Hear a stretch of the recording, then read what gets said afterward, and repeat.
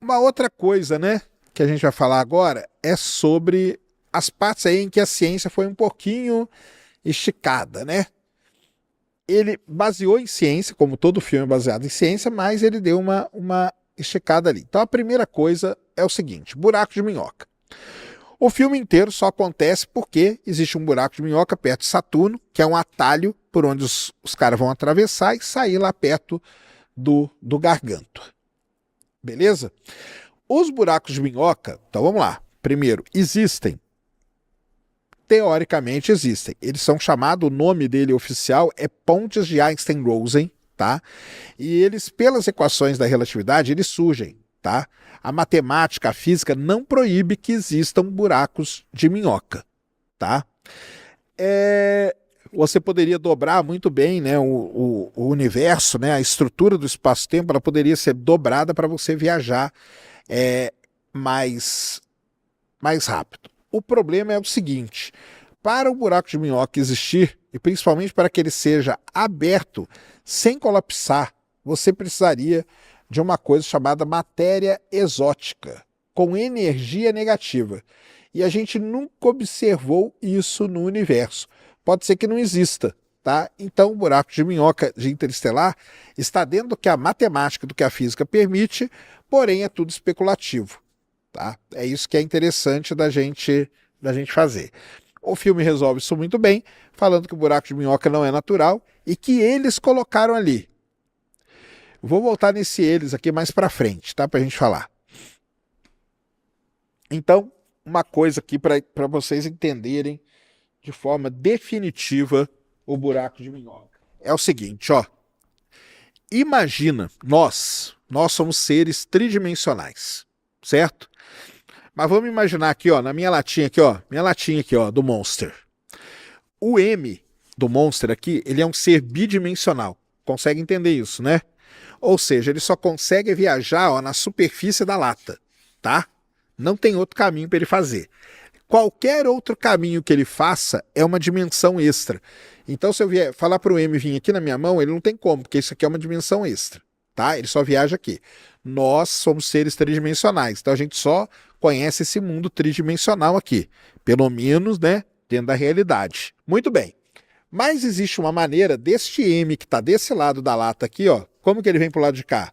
Só viajando aqui por cima. Só que se eu fizesse um buraco aqui no meio da lata e o M atravessasse por esse buraco e surgisse do outro lado aqui, poderia fazer isso? Não poderia, porque o M ele é um ser bidimensional e eu estaria fazendo ele acessar o quê? Uma dimensão extra. Essa é a base fundamental do buraco de minhoca.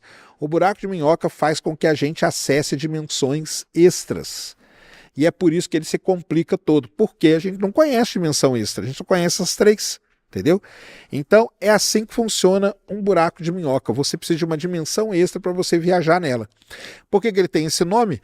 Porque o pessoal que imaginou isso imaginou um bicho de maçã. Então o bicho da maçã, ele fura a maçã pelo meio para atravessar a maçã. Só que ele só poderia viajar na superfície da maçã. Então é isso que acontece, tá? A não ser que alguém vá lá e coloque um buraco de minhoca. Daqui a pouco nós vamos falar sobre isso, tá? As ondas gigantes do planeta Miller, né? Aquelas ondas do tamanho de montanhas no planeta de água, tá? Por que elas existem ali? Elas não existem porque são ventos que formam onda, mas sim por causa do efeito de maré. Isso mesmo. Aqui na Terra a gente tem a Lua, né, que em alguns lugares dá uma marezinha ali de 40, 1 metro e meio, 2 no máximo. Só que lá no planeta Miller, a briga do planeta é com quem? É com o Gargantua. Então, tem hora que o oceano está todo de um lado do planeta e depois tem hora que o oceano está todo do outro lado do planeta, e é por isso que causa aquelas ondas gigantescas, tá?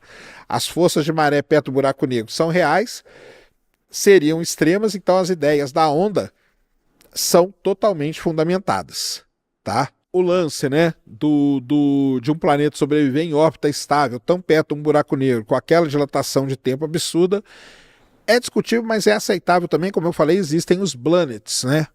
Existem os planets. Agora, o grande lance é se aquela deformação gravitacional tão grande manteria aquele planeta ali. O Kip Thorne fez as contas e achou um jeito de justificar.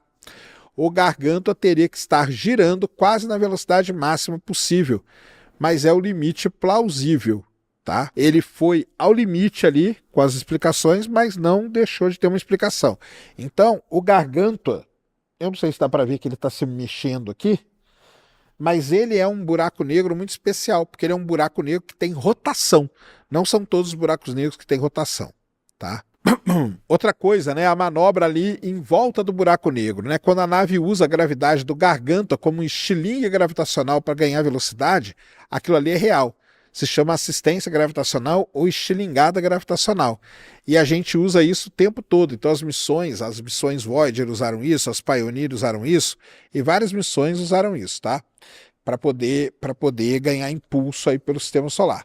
Então essa parte aí é ciência bem sólida, só que aplicada num cenário muito extremo.